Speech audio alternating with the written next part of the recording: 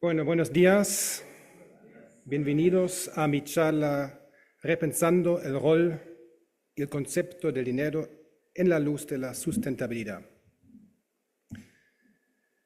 Si miramos cualquier diario en Chile o en cualquier país del mundo, vamos a darnos cuenta que hay dos grandes temas en el mundo. ¿Cuáles son esos dos grandes temas? Un temazo en el mundo es, no solamente en Chile, es la desigualdad, y otro temazo es la insostenibilidad, ¿cierto? O el cambio climático.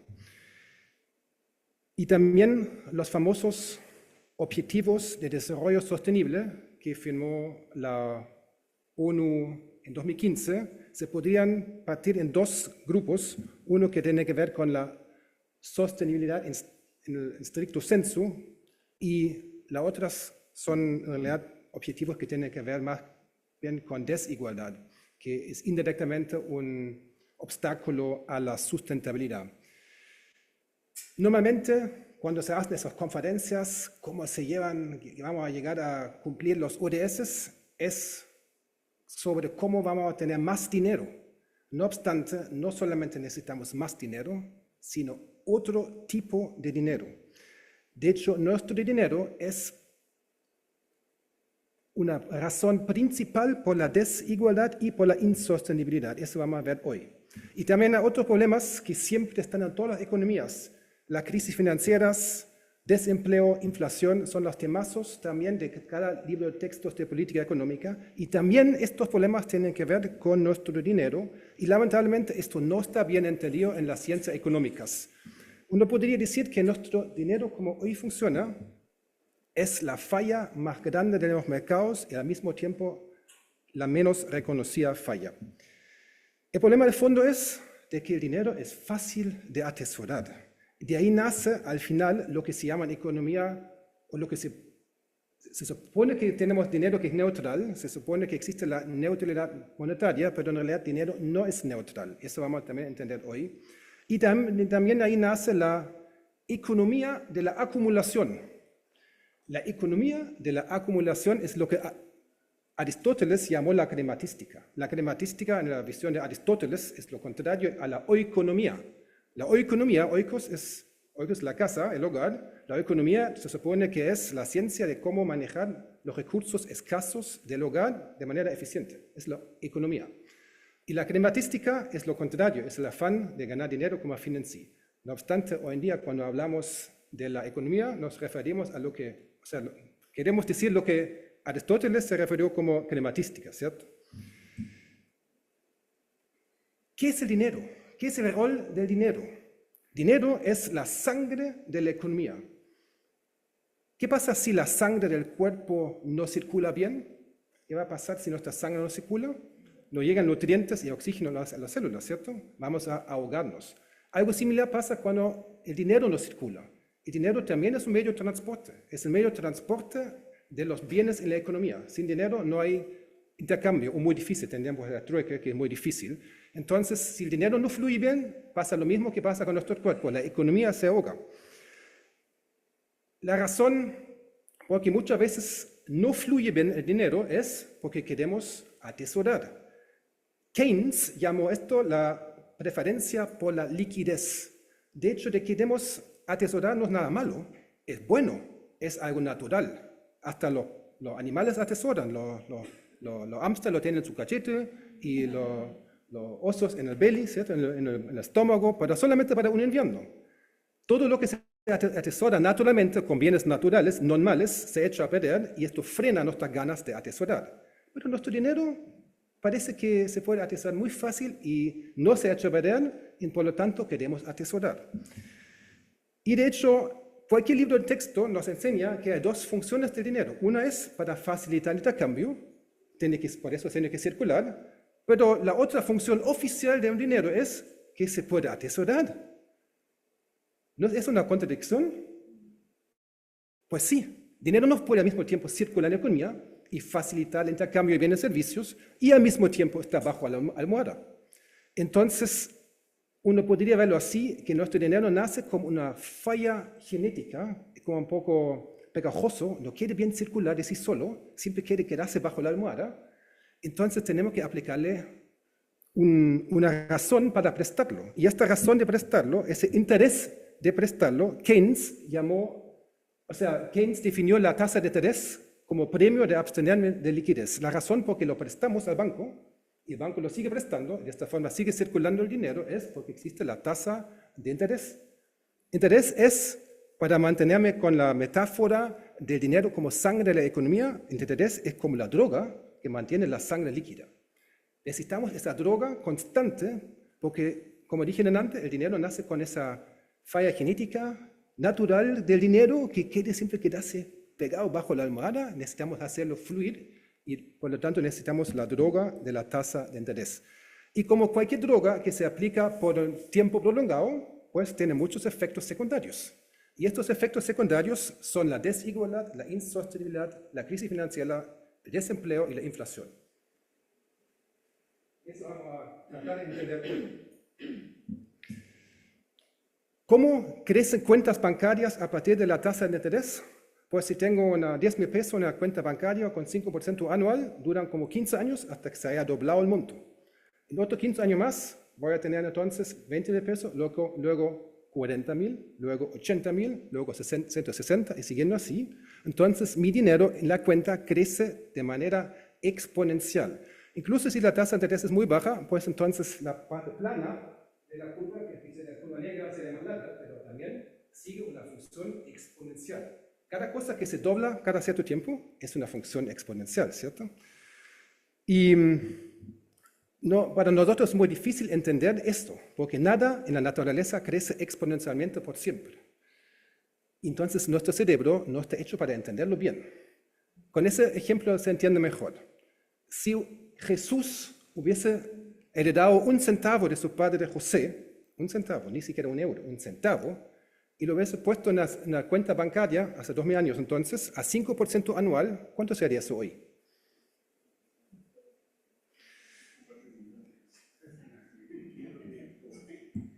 $400,000 millones planetas Tierra de puro oro. 400,000 millones planetas Tierra de puro oro. Ya podemos vislumbrar que esto tiene que causar algún problema, ¿cierto? Y que llega algún momento en que no podemos pagar la tasa de interés que nace de esto, o sea, la carga de interés que nace de esto. Y también podemos entender de dónde viene la inflación. Todas las cuentas en conjunto, esto se llama la oferta monetaria. Y si la oferta monetaria crece más rápido que la cantidad de productos, pues de ahí nace la inflación. Aquí vemos datos reales, la oferta monetaria de Estados Unidos. Como se ve, claramente una función exponencial. Y sabemos que cuando la cantidad de dinero o la velocidad de circulación crece más rápido que las transacciones, entonces el nivel de precio tiene que subir. Esta es la inflación. Cuando hay inflación, esto no es culpa del Banco Central, sino es porque constantemente hay más dinero circulando. Obviamente el Banco Central puede hacer mal trabajo y aún empeorarlo. Pero incluso cuando el Banco Central hace muy buen trabajo, siempre habrá algo de inflación, es por eso. Y también podemos entender de dónde vienen las especulaciones, esas burbujas especulativas que vemos no solamente en la crisis 2008 en Estados Unidos, sino en Valdivia actualmente. Aquí en Valdivia crecieron los precios de las casas como triplificaron en 10 años. Triplificaron en 10 años. ¿Cómo es eso? ¿Hay tanta gente más que demanda casas? No, la respuesta es que cada vez más dinero circulando que busca dónde invertirse. Uno podría decir que las burbujas especulativas son una inflación parcial en los mercados de inversión. También un tipo de inflación, pero no se mide en el IPC, porque en el IPC las casas no entran. Si entraran, la inflación sería muchísimo más alto que lo vemos hoy en día. Y también existe lo que yo llamo la paradoja inflación-deflación, claro. Cuando hay tanta ganancia que se puede hacer en la bolsa o en el mercado de bienes raíces, nos gusta invertir ahí, hasta nos abstenemos de consumo, el IPC va a estar bajo, no obstante hay mucho dinero circulando, o sea, el IPC da una ilusión falsa de cuánto dinero realmente circula en la economía. Y como no hay interés en deuda, es así, no hay interés en deuda, la deuda total de cualquier país también tiene que crecer de la misma forma que la oferta monetaria. Aquí vemos datos reales de Estados Unidos. Como vemos, se ve exactamente igual que la oferta monetaria, también exponencial. Y tiene que verse igual. Porque, vuelvo a decir, no hay interés sin deuda. Y si alguien le cuenta otra cosa, está mintiendo. La deuda total de un país siempre crece de la misma forma que la oferta monetaria. Tiene que ser así porque no hay interés en deuda. Y por eso todos los países se endeudan cada vez más. No es así que los políticos son malos, es que parte de un sistema donde dinero y deuda van a la mano y ambos crecen por la tasa de interés. De hecho, el dólar es muy elocuente aquí. Cada billete de dólar tiene esa frase puesta. Cada billete. This note is legal tender for all debts, public and private. Ese billete es moneda legal para pagar toda deuda pública y privada. Parece que el dinero no es para comprar carne o automóviles o algo así. No, es para pagar deuda. Dinero es la contraparte de deuda. Y de hecho no se puede evitar eso. Alguna gente dice, no, necesitamos un positive money, cualquier movimiento en el mundo que se llama positive money. Dinero positivo no existe. Dinero es siempre la contraparte de deuda. Incluso si volviéramos a usar monedas de oro. Si yo lo deposito al banco, para mí es un haber, para el banco es, desde el punto de vista del banco, es un deber. O sea, dinero es deuda desde el punto de vista, depende del punto de vista. Eso no se puede evitar. Y tampoco es un problema. El problema es que ambos crecen. Como dijo Frederick Sordi, premio Nobel de Ciencias Naturales, de hecho, pero escribió 3 libros muy buenos sobre economía, y en uno de sus libros dice, money is a credit-debt relation from which none can effectually escape. Dinero es una relación débito-crédito de la que nadie puede escapar. Y vuelvo a decir, el problema no es que dinero es deuda, el problema es que ambos crecen a través de la tasa de interés que el mismo Frederick Sordi discutió y dijo que es completamente innatural. Es innatural que el dinero se reproduce de sí solo. Nada en la naturaleza hace eso, solamente el dinero crece independiente de la economía de sí solo a través de la tasa de interés. Ya podemos vislumbrar de dónde vienen las crisis financieras. Cada 80, 90 años tenemos una tremenda crisis financiera. Es obvio. ¿De dónde viene la crisis financiera? Pues imagínense los bancos. Bancos tienen que vender créditos porque los depósitos también crecen. Y el banco está cada vez más urgido a vender créditos mientras más dinero ya hay, porque más créditos tiene que vender. Imagínense los pobres banqueros que tienen que vender créditos. Y el jefe dice, ¿te vendes créditos o te echo? Y eso está pasando hoy en día también en Valdivia. Conozco muchos exalumnos que están en bancos y me cuentan de su presión de vender créditos. Y cada rato me llaman, aquí tengo no cupo en tu tarjeta, y no necesito ningún cupo. Los bancos tienen que vender créditos. Entonces, ¿qué hace el banco? Si no quiere cerrar su negocio y no nadie quiere perder su trabajo, pues vende créditos a personas subprime, subóptimos, con una solvencia cuestionable y de intereses cada vez más bajo, pero venden a cualquier costo un crédito. No porque son malos, no porque son avariciosos, como después nos cuentan, porque echan la culpa a los banqueros, es porque tienen que vender créditos y mueren. Y eso es la razón por la que existen las crisis financieras. En algún momento llegan los bancos a vender créditos a personas, niñas, no income, no job, no assets, o sea, personas que no deberían tomar los créditos, y cuando esos fallan, entonces el banco quiebra y eso puede hacer quebrar otros bancos y de esta forma llega a una crisis económica. Y le echan la culpa al banco. En realidad no es culpa del banco, es parte del sistema donde dinero y deuda crecen por la tasa de interés. Y estos ciclos que se producen a través de las grandes crisis financieras son las crisis con los famosos ciclos condenables. A pesar de que en las ciencias económicas dicen que eso viene por las innovaciones tecnológicas, por ejemplo, aquí máquina de vapor, después ferrocarril, no sé, diferentes grandes invenciones tecnológicas se supone que hacen esos auges y bajadas. En realidad, yo creo, es más bien aquí las crisis financieras que producen los auges. Las crisis financieras, cuando salimos de una crisis, hay dinero para financiar innovaciones que antes también existían, pero nadie tenía dinero para financiarlo. Por ejemplo, James Watt, saben que hizo la máquina de vapor, ¿cierto? Falso. Hay otra persona, Thomas Newcomen lo inventó antes, pero no tenía plata. Watt encontró un financiero y ahí no se pudo hacer. Edison hizo el bulbo, ¿cierto? La ampolleta. Falso, fue Heinrich Goebel, como 50 años antes. Pero Goebel no tenía dinero y Edison sí tenía un financiero. De hecho, el JP Morgan, ¿cierto? Entonces, entendemos la crisis financiera, entendemos inflación, burbujas especulativas, y ahora podemos entender por qué tenemos que crecer. Todo el mundo tiene que crecer, ¿cierto? Chile tiene que crecer, la Unión Europea tiene que crecer, Estados Unidos tiene que crecer, todo el mundo siempre quiere crecer. Todos los políticos, da lo mismo que izquierda, derecha, todos quieren crecer. ¿Por qué queremos crecer? Siempre cuando era chico me preguntaba, ¿por qué papá? Dime, ¿por qué crecer? Es que porque si no crecemos es que la clima va mal. ¿Y? Que ya hay desempleo. Ah, ya. ¿Pero por qué? ¿Por qué hay que crecer siempre? Y Chile está creciendo por todos lados, ¿cierto? Dice Chile, la región crece contigo, y si Chile sigue creciendo, Argentina, Bolivia, van a Chile también. ¿Por qué hay que crecer? Pues es obvio, porque hay una creciente carga de intereses, ¿cierto?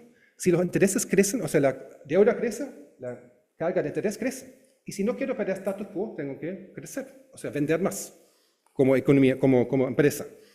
Incluso si tengo la suerte, me financio con mi abuela, no tengo deuda, al menos ninguna deuda en el banco, no pago intereses, igual tengo que crecer. ¿Por qué?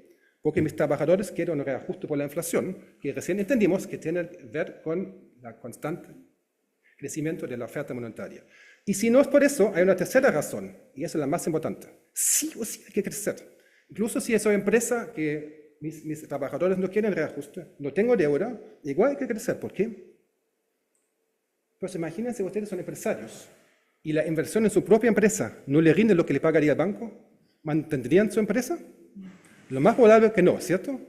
Quizás entendemos que tener una empresa no solamente ganar plata, que tenemos que hacer cosas también por bienestar del bien común, pero la mayoría de la gente hace empresas porque quieren ganar plata. Y si su empresa a largo plazo no le rinde lo que le pagaría el banco, no tiene sentido. La tasa de interés es el costo de oportunidad de cualquier inversión productiva. De hecho, en clase de finanzas, en clase de evaluación de proyectos, se hace eso. Se compara flujos futuros con lo que me daría el banco. Eso al final es, ¿no? Y si no me gano eso, no tiene sentido mi inversión. Entonces, la economía sí o sí tiene que crecer al ritmo de la tasa de interés. Y no solamente es un fetichismo como algunos creen. Entonces, si tenemos que crecer y crecer y crecer, ¿nos asombra que vamos a destruir el medio ambiente? ¿Qué significa crecimiento real de la economía? Significa que hemos hecho más productos ese año que el año anterior. Y el año anterior hemos hecho más cosas que el año anterior. Y por ciclos. Y no solamente Chile, todo el mundo. ¿Nos asombra que el mundo está vacío o lleno de basura y vacío de recursos que sirven? No, ¿cierto? La primera y segunda ley de termodinámica nos cuenta que no se puede hacer nada de la nada. O sea, todo requiere inputs. Podemos hacerse más eficientes, podemos hacer una cosa con menos input quizás, pero si seguimos creciendo, a lo largo vamos a gastar más recursos y no menos, y vamos a destruir el medio ambiente. Por lo tanto, en mi opinión, cualquier política de protección del medio ambiente que no toma en cuenta nuestro sistema monetario es una farsa. Y también podemos entender por qué se emplean cada vez más tecnologías riesgosas, a pesar de que sabemos que son riesgosas, a pesar de que en derecho público existe ese lema o ese principio internacional, indubio pro securitate, como dice en latín. Es el principio de precaución, ¿cierto? Cuando una tecnología es nueva, debería ser prohibida hasta que esté claro que no tiene efectos negativos para el ser humano y animales. No obstante, existen todas estas tecnologías que no sabemos qué efectos tienen y hay muchas dudas a que sí sean seguros. Por ejemplo, la contaminación electromagnética que hacen por las celulares, el virus, ¿cierto? Ayer puse en el Science Direct, puse la palabra clave, ¿qué palabra puse? EMF exposure, o sea, EMF exposure, electromagnetic field exposure, tenía 7.000 papers. Después puse palabra clave non-ionizing radiation, 240.000 papers. O sea, ¿de que existen dudas con respecto a la seguridad de la energía? Sí. Nadie puede decir que no hay menos dudas, ¿cierto? Y lo mismo vale para cosas químicas, para Fukushima, energía nuclear, fracking en Estados Unidos, todo eso es riesgoso. ¿Y por qué hacemos esto? A pesar de que la lema, indubio pro securitate, internacional, es el derecho internacional, existe en todo el mundo ese principio. Pues hay que crecer, ¿cierto? Esas son todas fuentes de crecimiento. Y mi amigo Aristóteles, hace 2300 años ya sabía que no se puede crecer físicamente en los productos físicos, en la arte de hacer productos exponencialmente o infinitamente. Y bueno, el efecto es el consumismo, productos desechables, incluso en algunos países incentivos estatales, tributarios, para deshacerse de los autos antiguos para comprarse nuevos, en Alemania, por ejemplo. Con el pretexto del medio ambiente, porque los nuevos autos son mejor para el medio ambiente. Mentira, esa es una ayuda para crecer a la economía automovilística. Ustedes saben que cualquier auto nuevo es siempre peor que un auto antiguo, aunque quizás gaste un poco menos. O sea, ni siquiera gasta menos. Es porque toda la energía que se usa para hacer un nuevo auto y todo ingreso insumos, tanto, aunque usas, o sea, tanto mejor no puede ser el rendimiento del combustible para justificar esto. Foto de Chile, que vemos aquí, puro especies introducidas, ¿cierto? ningún árbol nativo. ¿Por qué no plantan árboles nativos? Pues aquí está la cosa nuevamente con el rendimiento y el costo de oportunidad, ¿cierto? Un coihue crece 3 veces más lento que un pino radiata, pero se vende 13 veces más caro también. Entonces uno puede pensar, bueno, ¿por qué no hacer coihues? Pero el tiempo es relativamente más importante. O sea, la tasa de interés hace que el valor presente es mayor con la cosa que crece más rápido. Y por eso queremos cosas que crecen rápidos. La tasa de interés distorsiona el cálculo del inversionista. Y cualquier persona, no una empresa grande, una persona privada chica también, cualquier persona calcula qué inversión vale o no, si el banco me paga más, pondría el dinero al banco o tengo que hacer una inversión que sirve, que es mejor que el banco. Entonces, el interés da valor al tiempo. Tiempo es dinero, ¿cierto? Es por eso. Y ahora podemos entender de dónde viene el desempleo. Todos los países del mundo tienen desempleo. Incluso China hoy día tiene problemas de desempleo, a pesar de que crece. ¿Por qué siempre hay desempleo? Pues recién entendimos que hay que crecer, ¿cierto? Pero no todas las empresas logran crecer. ¿Cuál es la segunda mejor estrategia si no logro crecer? Pues ahorrar costos por otros lados. ¿Y cuál es la categoría de costo más alto en todas las empresas? El ser humano, ¿cierto? Entonces hay una fuerte presión de constantemente reemplazar personas por máquinas. No porque somos avariciosos, sino porque tengo esa presión o crecemos al nivel del costo de oportunidad. Y si no logramos crecer, hay que ahorrar costos. Bueno, si la máquina es vieja, después va a costar el trabajo también. El temazo, la desigualdad. ¿Qué tiene que ver la desigualdad con ese tema? Mucho. Nuevamente, datos reales de Estados Unidos. Tenemos aquí, la oferta monetaria de Estados Unidos, la misma que recién vimos, y aquí la deuda, la misma que recién vimos, pero el mismo gráfico cartesiano. La diferencia entre ese punto y el punto, ¿qué es eso? Pues la desigualdad. Aquí crecen cuentas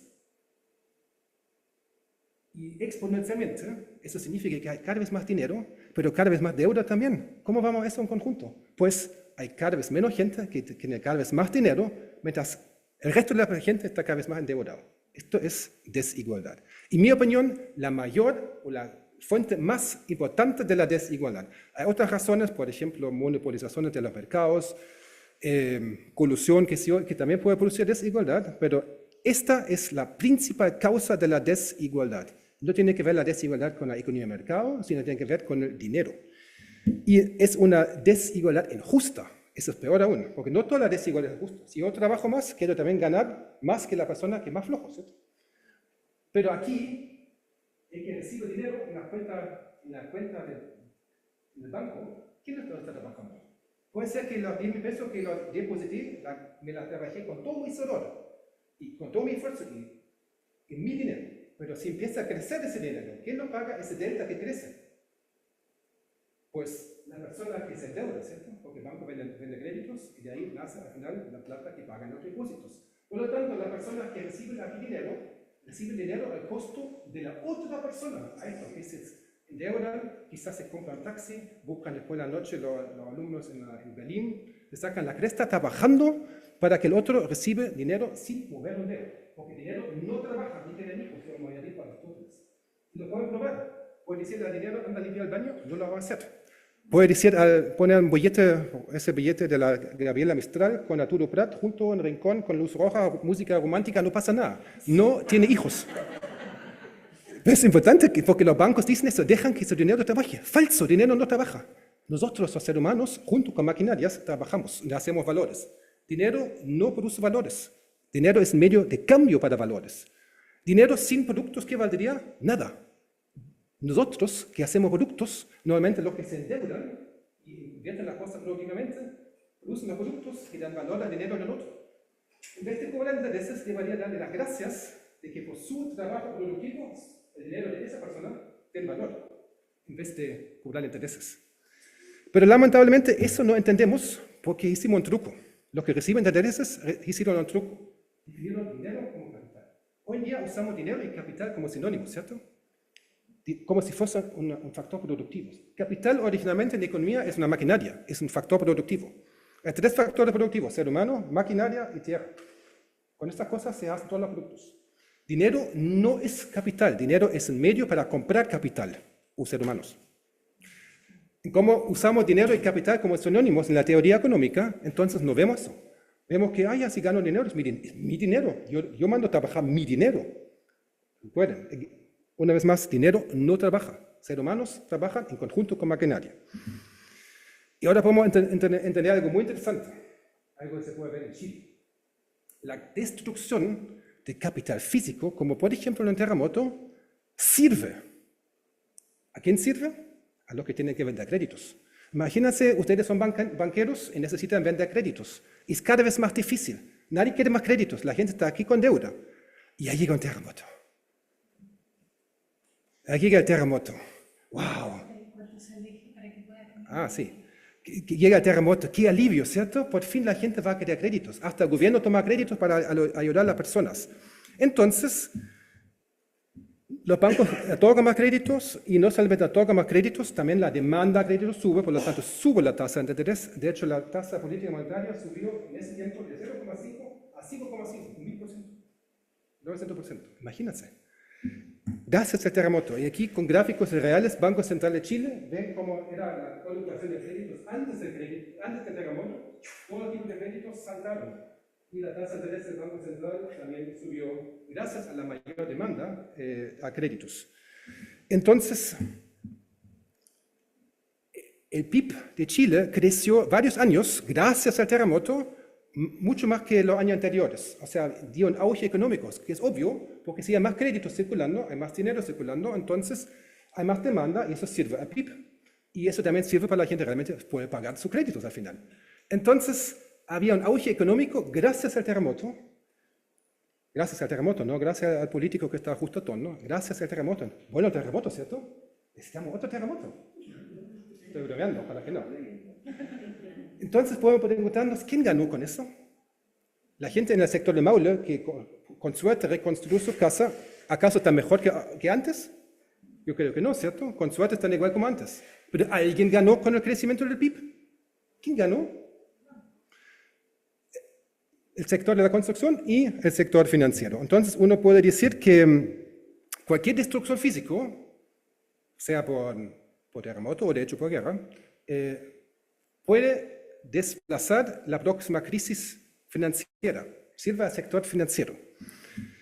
Entonces vimos una sola causa que explica por qué inflación, especulación, burbujas especulativas, endeudamiento masivo, grandes crisis económicas, desempleo, la obligación de crecer y con ello la destrucción del medio ambiente y la creciente desigualdad. Los últimos dos puntos, los temazos en todo el mundo, ¿cierto? ¿Qué hacemos? Y ahí llega la propuesta de mi gran amigo Silvio Gesell, que escribió hace 100 años su obra magna Die natürliche Wirtschaftsordnung, el orden económico natural. De hecho, se publicó hace 2 años por primera vez en español. A pesar de que lo escribió en Buenos Aires, porque Silvio Gesell emigró de Alemania a Buenos Aires, y de ahí escribió la obra, pero lo escribió en alemán. Y recién ahora se publicó en español por primera vez, el orden económico natural. Y Silvio Gesell, al emigrar de Alemania a Argentina, vio en poco tiempo 2 crisis financieras. De hecho, ya era en ese tiempo así que Argentina tiene más frecuente las crisis financieras que en otros países. Y se dio cuenta, algo tiene que ver el dinero que no fluye bien o se cobra intereses muy altos. Entonces, él se preguntó, ¿cómo podemos hacer circular el dinero, hacerlo funcionar como sangre de la economía, circular bien, pero sin que sea necesaria esa droga de la tasa de interés? Entonces, pues, ¿qué podemos hacer? ¿Por qué existe la tasa de interés? ¿Por qué necesitamos esa droga constante? ¿Por qué fue? Porque el dinero es fácil de atesorar, ¿cierto? Dijimos antes que hay una contradicción entre las dos funciones. Se supone que es para atesorar y se supone que circula. Entonces, claro, ¿qué podemos hacer para que el dinero circula sin esa droga? Y la idea de Silvio Gesell fue, necesitamos hacer un dinero que caduca naturalmente, que es como productos reales. Ahora se puede en la naturaleza guardar por mucho tiempo. Entonces dijo que tenemos que tener dinero que hace lo mismo. Dinero que se caduca después de un tiempo, si no se usa, se tiene bajo la almohada. Él lo llamó libre moneda porque nos hace libre, además es libre de interés. A mí me gustaría llamarlo mejor dinero natural, porque es natural, porque se echa a perder naturalmente como productos naturales. ¿Y cómo lo hicieron en ese tiempo? Pegarle una estampilla cada billete, y sin la estampilla el billete no vale, y la estampilla no es cara, cuesta 1% del valor del billete, nada, cada 3 meses 1%, no mucho, pero es un buen incentivo de no tener dinero demasiado tiempo en la casa, sino hacerlo circular. De esta forma, está circulando, sirva a la economía, sirva a las personas para intercambiar, sin que sea necesaria la tasa de interés. Entonces la gente lo gasta, lo invierte o lo presta incluso gratis. Prestarlo gratis porque el que lo prestó, tiene que devolverlo con las estampillas. El famoso Keynes, el economista Keynes, discutió esa idea en su obra magna, en su teoría general, y dijo en esa teoría general, en la gran obra de Keynes, que el futuro aprenderá más del espíritu de Gesell que de Marx. Realmente no tenía razón con eso. Todo el mundo conoce a Marx, nadie conoce a Gesell. Pero en ese tiempo eran Marx y Gesell los dos grandes cabezas. Por alguna razón, hoy en día solamente se conoce Marx y Gesell se desapareció en la visión de las personas. Y en la famosa conferencia de Bretton Woods, después de la Segunda Guerra Mundial, Keynes propuso una moneda internacional que él llamó Bancor para transacciones internacionales, que podía usar el Banco Mundial y el Fondo Monetario Internacional, por ejemplo, y tampoco le dieron pelota, para decirlo bien chileno, porque esa idea, ese banco habría sido basado también en la idea de Gesell y no era una moneda internacional atesorable por mucho. El famoso Irving Fisher. Irving Fisher es otro economista insignia que todas las personas que estudian economía tienen que conocer. Él mismo también escribió un libro copiando la idea de Gesell que se llama StemScript. Hoy día nadie lo sabe. Y en uno de esos otros libros, en el prefacio, se consideró un apóstol modesto de Gesell. No se sabe esto hoy en día. Esa idea de la libre moneda de Silvio Gesell no fue solamente una idea, fue probado y con mucho éxito. Por ejemplo, en la ciudad de Wörgl, es una foto de Wörgl, que es una ciudad chiquitita en Austria, que fue muy atacado por la Gran Depresión. Tenía una mina de acero, pero con la Gran Depresión quebró esa mina, toda la gente desempleada, una gran crisis también en esa ciudad. Y el alcalde de Wörgl leyó el libro de Silvio Gesell y se dijo, vamos a probarlo. Y lo probaron y era tan exitoso que en poco tiempo la gente volvió a trabajar, todo estaba fluyendo, pagaba impuestos, todo se reactivó de nuevo y era tan bueno que Liechtenstein, Suiza, Francia, España, incluso en 13 ciudades de los Unidos copiaron la idea. Y en Estados Unidos incluso querían cambiar el dólar, imagínense, el dólar de Estados Unidos a un tipo de libre moneda que también hoy día nadie sabe. Era oficialmente una propuesta de cambiar el dólar en el Congreso de Estados Unidos. Al final no lo aceptaron, pero al menos, imagínense, estaba en el Congreso de Estados Unidos. Y existe una película que se hizo un par de años atrás, se llama Das Wunder von Wörgl, El Milagro de Wörgl, pueden googlearlo, está con subtítulo en español en YouTube. Mucho mejor que yo lo pueda explicar, ven la película es muy buena, es además entretenida, una película basada en hechos reales explicando cómo funcionó ese experimento y qué tan exitoso fue. ¿Y saben por qué terminó? Porque llegó el Banco Central diciendo, bueno, esto es, ustedes están haciendo algo ilegal, solamente el Banco Central puede emitir monedas, entonces, chao. Y ahí volvió la depresión, y ahí llegó además el tiempo oscuro de Alemania-Austria. De hecho, el billete que recién vimos es un billete de Wörgl, es un billete que en ese tiempo funcionaba realmente. ¿Y saben qué? Otro experimento muy exitoso fue, pero sin conocer a Silvio Gesell, y 600 años antes, las bracteadas en la Edad Media. En la Edad Media existió una moneda, un tipo de moneda, que era similar a la idea de Silvio Gesell, 600 años antes, y fue el tiempo del auge de la Edad Media, donde se hicieron dos catedrales. La Catedral de Colonia, ¿saben cuánto tiempo necesitaban para construirlo? 800 años. Imagínense, hoy día alguien haría una propuesta, vamos a hacer un edificio que dura 800 años. Pero en ese tiempo sí, porque tiempo no era dinero. En ese tiempo se puede hacer esas cosas. ¿Y por qué pasa eso? Porque tenían una moneda que se llama bracteadas. Las bracteadas era por primera vez en la tecnología hacer monedas muy finitas, muy fácil de imprimirlo. Entonces los reyes usaban esa tecnología para cobrar impuestos. Entonces, cada cierto tiempo, pero sin anunciarlo antes, dijeron, todo el mundo tiene que devolverme, toda su moneda que en su casa, tiene que pasármelo a mí. Lo derretió, porque era de plata o de oro, sacó una parte del oro y después le devolvió la moneda, pero con otra cara, y con eso aseguró que la gente sí le devolviera todo su dinero, porque después tenía otra cara. Entonces nadie que tenía ganas de tener grandes cantidades de dinero, ¿cierto? Siempre se gastaba, no la tenían atesorado. Tenía el mismo efecto que la moneda de Silvio Gesell. Y en ese tiempo existió lo que de ahí sale el Blue Monday. ¿Escucharon el Blue Monday? El Blue Monday probablemente viene de ahí porque la gente no trabajaba mucho, solamente un par de horas al día, el lunes era libre. Y andaba con su ropa de trabajo, era azul afuera, haciendo fiesta. Y los ingresos eran altos. Por día ganaban el salario que en ese tiempo costaba un par de zapatos, que era la obra de arte, ¿cierto?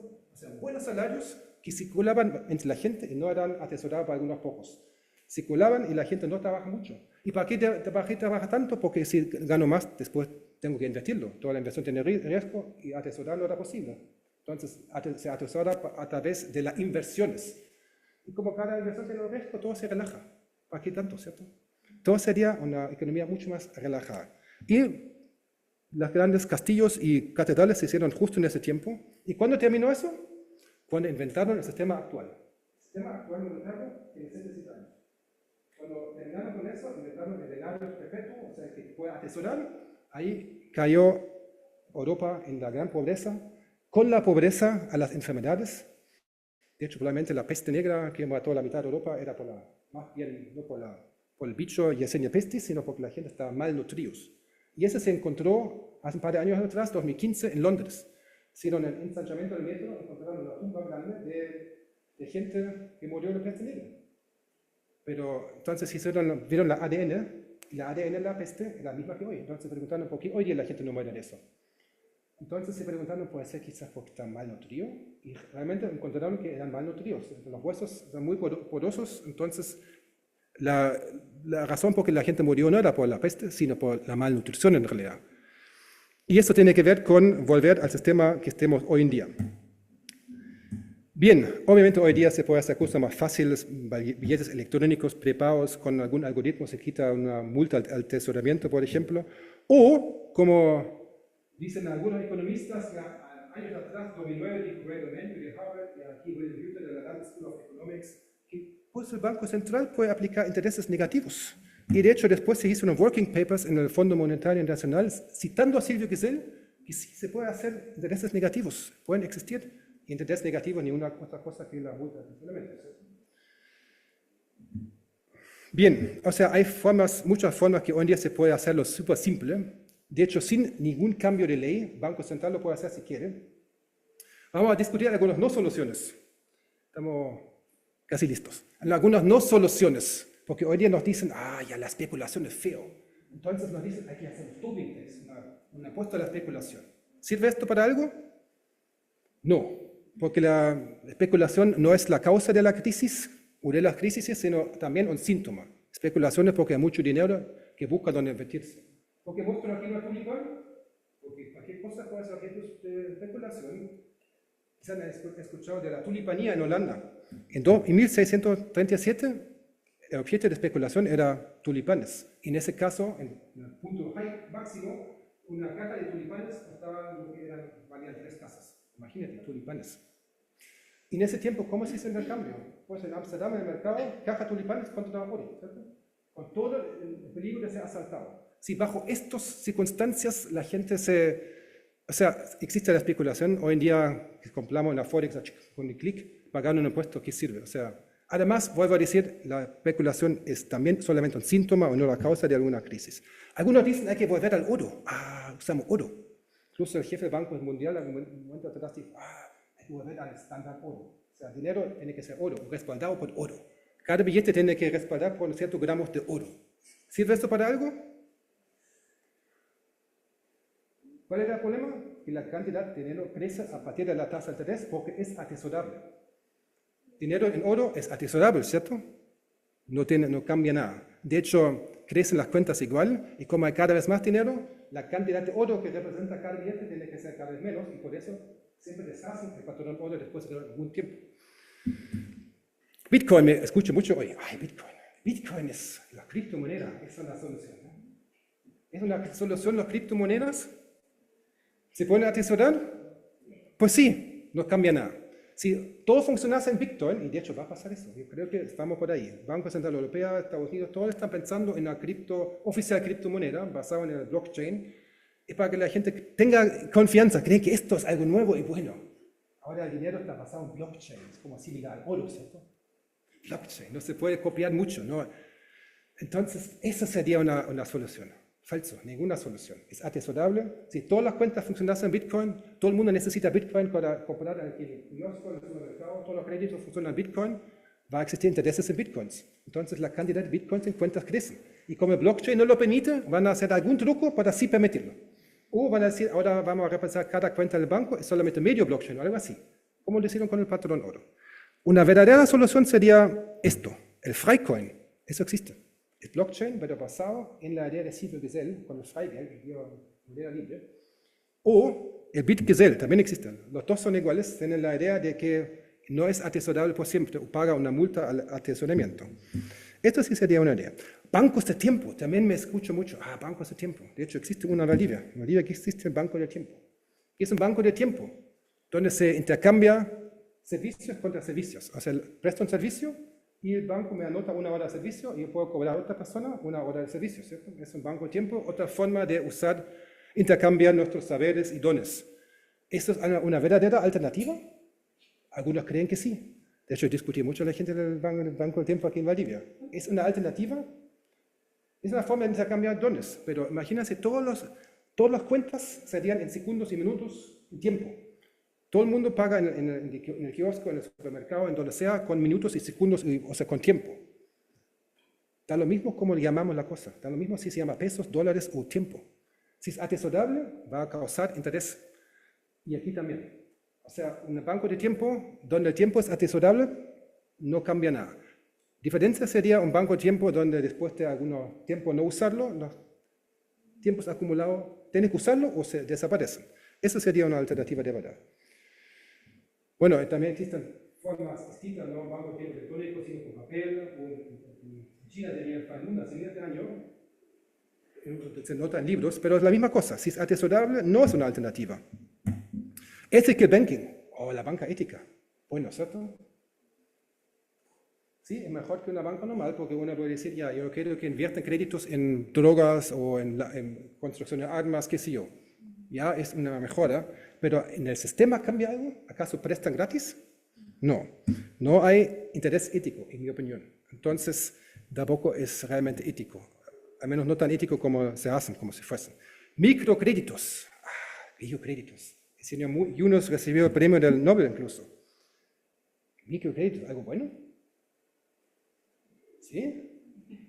Todo el mundo puede endeudarse, hasta los más pobres, ¿cierto? Pero lo venden positivamente, venden así como hasta el más pobre recibe un crédito y puede desarrollarse. En la India, o sea, es un gran negocio. Imagínense los bancos, necesitan vender créditos. Y nadie quiere más créditos. Y ahora sí, le permiten dar créditos hasta a los más pobres, una gran masa de personas. Aunque son créditos chicos, pero son muchos. Eso aumenta a los bancos, o fomenta que pueden dar créditos. Que antes del premio Nobel era como mal visto, no puede dar un crédito a una persona tan pobre. Ahora sí, no, es que para desarrollar la persona, o sea, hasta lo venden positivamente.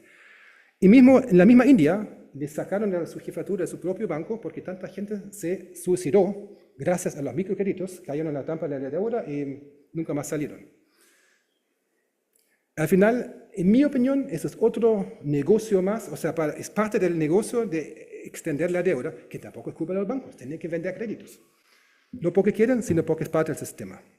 Degrowth, economía circular y bueno, ¿cierto? Sí, ojalá que pudiésemos hacer todo una economía 100% circular, pero aunque lo lográsemos una economía 100% circular, si seguimos creciendo,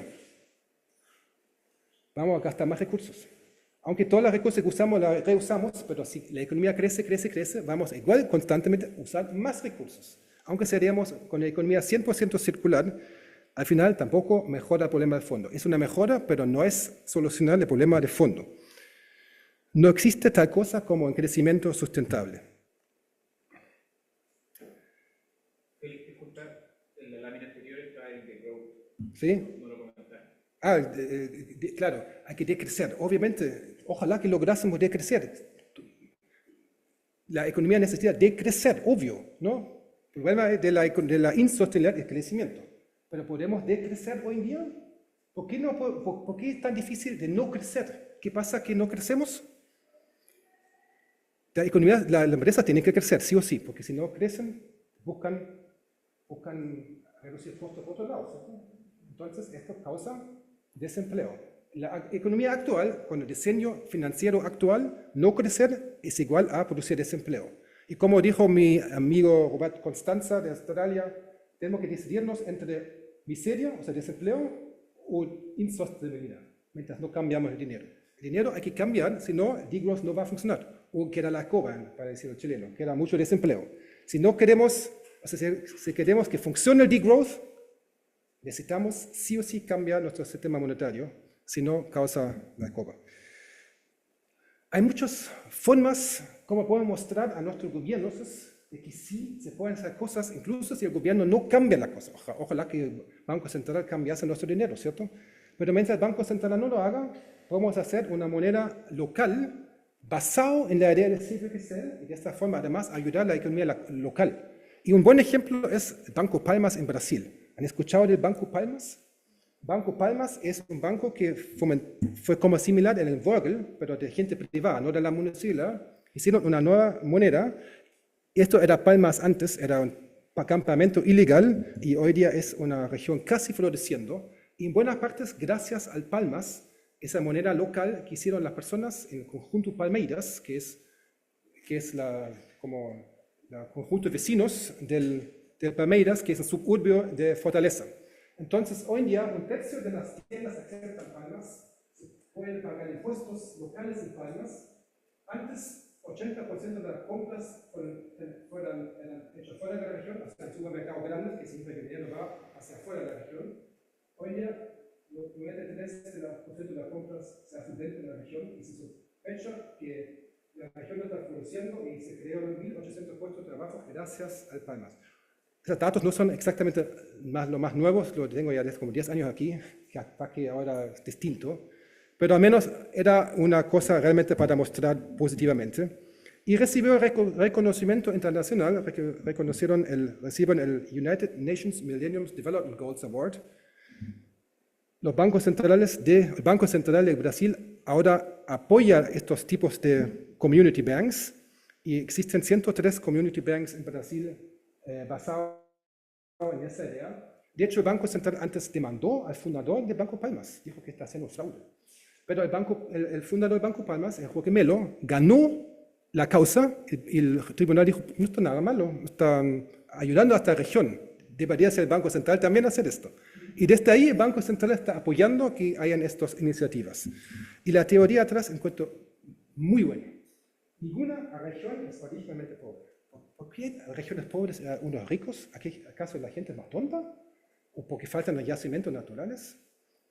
¿Por qué entre Valdivia y Temuco prácticamente hay muy poco desarrollo? ¿Qué pasa ahí? ¿La gente que vive entre medio tiene menos habilidades? No, la cosa es que el dinero drena hacia donde hay desarrollo. Desarrollo atrae desarrollo, ¿cierto? Entonces, entre medio no falta gente, no faltan habilidades, falta dinero que la gente necesita para intercambiar sus habilidades, porque están donde ya está desarrollado. Entonces, con esa moneda local, el dinero quedó ahí en Fortaleza, o sea, en el suburbio de Fortaleza y no drenó hacia afuera. Entonces, ayuda a que prospera la región. ¿Qué podemos hacer? Nosotros, ¿qué cada uno podemos hacer? ¿Cuál es nuestra arma? La información. Lo que les estoy contando, muy pocos saben. En economía no se sabe que dinero no es capital. No se sabe que dinero no trabaja. Y creen que dinero trabaja. Creen que billetes andan limpiando el baño. Aparentemente. Hay que informar a otros y explicarles, de ahí nacen los grandes problemas del mundo. Quizás hay que fundar una moneda regional basada en la idea de Gesell. Quizás hacemos aquí una moneda valdiviana, un valdiviano. De hecho, la Universidad Austral puede jugar un rol muy importante. Imagínense si pagase solamente una fracción de nuestros salarios, aunque muy chiquitito, el ginaldo para el 18 en valdivianos. Todo el mundo lo va a aceptar. No porque entiendan la idea atrás, sino porque las tiendas serían tontos si no lo aceptan, ¿cierto? O el 13º salario que no querían, o sea, en vez de no pagarlo en valdivianos, y la universidad se obliga a también aceptarlo. Entonces, sería mejor que cualquier moneda, mejor que el peso chileno. el peso chileno no está respaldado por nada. Aquí sería respaldado por educación. Educación es algo muy importante, ¿cierto? Y todo el mundo sabe que si la UACH lo recibe, pues va a tener algún valor. Aunque no tengo hijos en la UACH, pero todo el mundo va a aceptarlo como un valor. Va a ser incluso un dinero con valor atrás, que el peso chileno no tiene. Bueno, y rezar. Eso también sirve siempre. Últimas reflexiones. El orden económico natural, así llamó Silvio Gesell su obra, el orden económico natural, en mi opinión, es precondición para lo que mi querido ex colega Manfred Max Neff llamó el desarrollo a escala humana. ¿Han escuchado de eso? Es un desarrollo definido en basado de las necesidades fundamentales, no definido en crecimiento del PIB, sino en cuanto estemos satisfechos o no en nuestras necesidades fundamentales. Lo que no dijeron Max Neff et al, ¿cómo llegamos ahí? ¿Cuál es la estructura del mercado para realmente llegar a un desarrollo en el cual todo el mundo puede, ojalá, satisfacer sus necesidades fundamentales? Y publicamos hace poco un paper donde estudiamos ese asunto. En realidad, se puede mostrar claramente que el desarrollo está muy positivamente correlacionado con la idea de la competencia perfecta. La competencia perfecta es el modelo de la economía clásica, pero mientras más cerca estemos de la competencia perfecta, mejor para llegar a un desarrollo positivo. Competencia perfecta es cuando muchas pequeñas empresas compiten en vez de pocos grandes. Small is beautiful, como dijo Schumacher, y Manfred siempre dijo que está influenciado por Schumacher, small is beautiful. Pues en la economía con muchas pequeñas empresas, pues eso sirve a que llegásemos a un desarrollo a escala humana, pero hoy en día es muy difícil que tengamos competencia perfecta.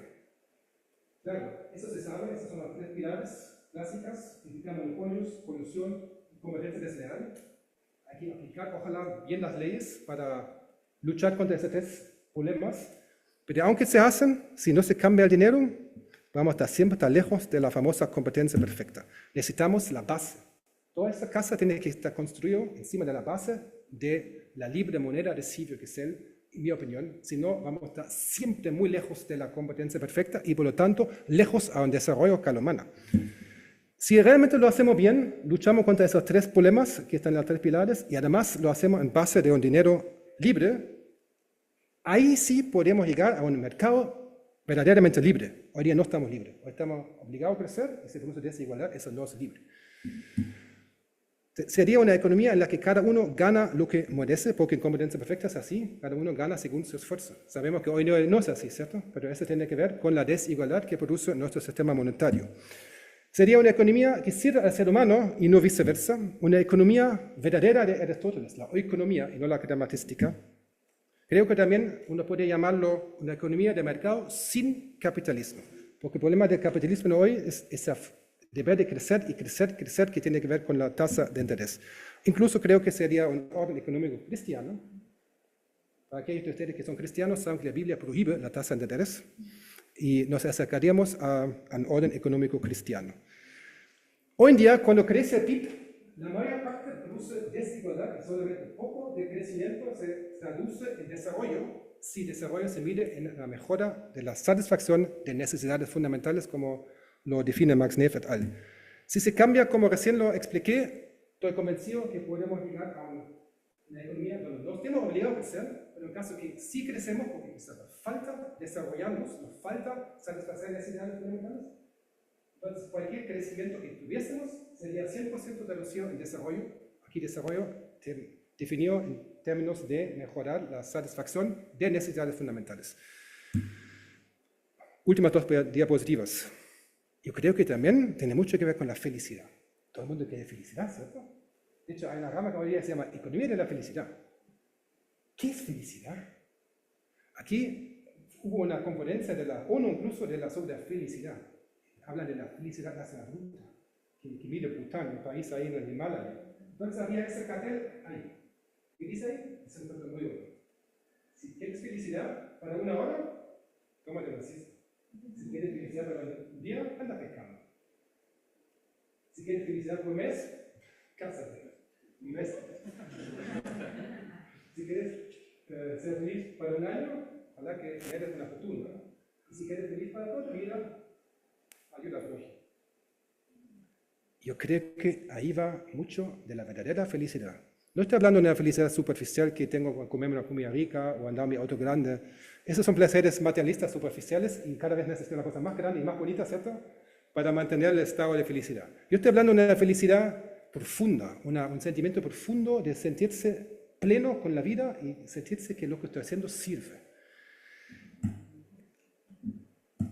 Yo creo que para realmente ser feliz necesitamos amar al prójimo.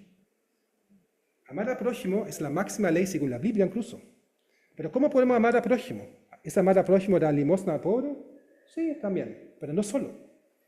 Creo que podemos amar al prójimo diariamente usando nuestros dones y nuestro trabajo. No buscar cualquier pega para ganar dinero, sino buscar un trabajo donde podemos aportar con nuestros talentos y dones al bien común. Solamente aportamos perfectamente al bien común si hacemos trabajo donde usamos nuestros talentos, ¿cierto? No hacemos cualquier trabajo donde creemos que se gana buen dinero. Y si todo el mundo hace esto, pues llegamos a lo que en economía se llama eficiencia en la asignación de recursos. Y sin que sea necesaria la presencia del mercado. Lo haríamos por propio ímpetus, por querer aportar al bien común. Y si hacemos esto, nos vamos a sentir felices. Yo comparo esto con un puzzle. Es el gran puzzle de amor. Cada uno es parte de ese puzzle. Cada uno es una pieza. No vamos a sobrevivir el puzzle. Tiene 7.000 millones de piezas. Pero sí sabemos intuitivamente que somos una pieza de ese puzzle. ¿Y qué pasa cuando pongamos una pieza en un puzzle donde no corresponde? Pues se destruye la pieza y también el puzzle nunca va a ser entero, ¿cierto? Yo creo que cada persona tiene que encontrar ese lugar en la vida donde está su pieza de puzzle donde corresponde. Y no hacer cualquier cosa solamente para ganar plata. Incluso Platón habló de eso. Eso es el famoso concepto sum cuique de Platón. Hay que buscar su tarea y no meterse en las tareas del otro. Y según Platón, eso produce justicia. Bien, ¿por qué le cuento eso? Porque con el sistema actual en el que estamos viendo, obligado a crecer, es muy difícil que alguien entienda eso. Necesitamos ganar plata ya para pagar la deuda. Da lo mismo si logramos o no usar nuestros dones, da lo mismo que nos gusta el trabajo, da lo mismo que sentimos que estamos aportando, hay que ganar plata. En el sistema actual es muy difícil que alguien entienda esto o aplique esa idea. Entonces, cambiando el sistema monetario ayudaría mucho a llegar a que las personas puedan encontrar ese sentido de la vida y seguirlo. Bien. Al final,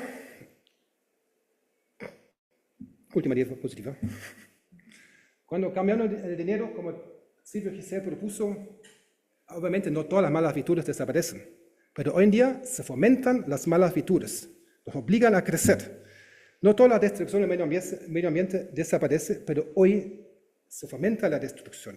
Y lo que se puede afirmar con toda seguridad, sin un sistema financiero sostenible, no será posible un futuro sostenible. Si quieren leer sobre eso, hay un libro entero, recién hace poco publicado, How to Fulfill the UN Sustainability Goals, Rethinking the Role and Concept of Money in the Light of Sustainability, que lo explica en 350 páginas. E incluso recibí el premio de la Red Campo Sustentable el año pasado para esto. Si uno no quiere leer un libro entero, aquí un libro chiquitito, y solamente 10 páginas aquí son los que hablan del sistema monetario, libremente accesible, escrito por Manfred Max Neff, 2 colegas de España y por mí, página 47 a 55, o 57, 10 páginas, explicando también, resumiendo lo que recién hablamos. Un capítulo del libro un poco más largo, también escrito junto con Manfred, como 20 páginas se encuentra aquí, y uno aplicando a la descentralización, incluso usando el ejemplo de San José de la Mariquina para una moneda local mariquinos, pueden leer aquí. Y en mi página web pueden ver muchas publicaciones libremente accesibles. Y por último, una película que estrenó en Austria en 2013 y también estuvo en cines sobre monedas regionales, donde entrevistaron a los fundadores del Banco Palmas y también a otras personas conocidas de monedas locales como Margaret Kennedy y también a mí. Está libremente en YouTube con subtítulo en inglés. Muchas gracias.